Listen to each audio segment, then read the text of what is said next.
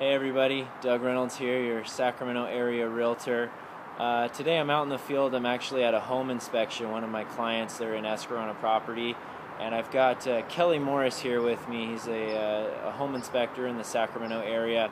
I just want to ask him a few questions for you buyers out there. First off, Kelly, my question is, what exactly does a home inspector do, and why should a buyer get a home inspection? A lot of times my clients ask me, they say, oh, I've got Uncle Joe, he knows a lot about, handyman work or this or that. What exactly does a home inspector do, and why should a buyer get a home inspection?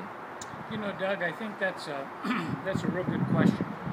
As a home inspector, I get that question a lot myself from potential buyers.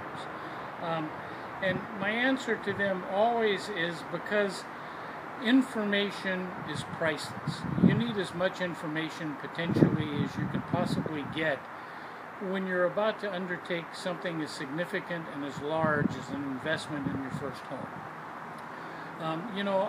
I've heard it said before that the average person will spend on average about 2 hours visiting and deliberating the car lot before they buy a car.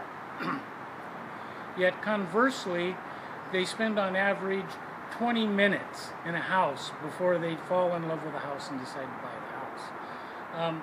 In this environment where we have a lot of vacant homes, a lot of bank-owned homes, we find that the worst enemy to a property a lot of times is just lack of activity and not being used.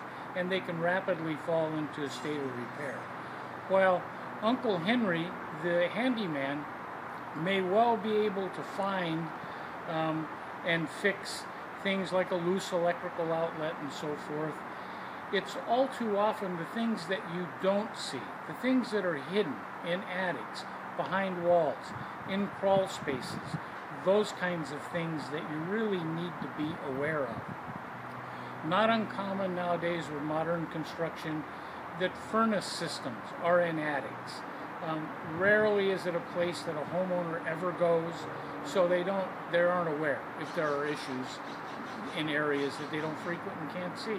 Same holds true in crawl spaces. So the home inspector is going to go through, in the course of 3 or 4 hours, that entire home. He's going to go through every nook and cranny. He's going to go in the attic. He's going to crawl underneath it if he can. He's going to test everything. He's going to inspect everything. And if there are any issues that need to be repaired, then the resource of the buyer, the handyman, the family member, the uncle who's a licensed contractor, then can step in and help with some of those things. But I think it's real valuable firsthand to have the information up front in order to help you, the buyer, make an informed decision. Okay, so it sounds like, get a home inspection, you get quite a bit of information so you can make kind of a knowledge decision if you want to proceed with the purchase. Now, is there anything that a home inspector would not check out that the buyer needs to be aware of during the escrow after they get the inspection? Is there anything that's not covered in that? Well, typically, things that a home inspector won't test or can't test and do.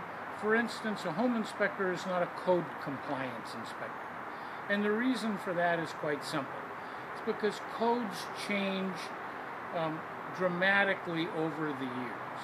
What is code in construction now in 2011 is not the same as it was back in 1922. So consequently, and typically those things aren't retroactive.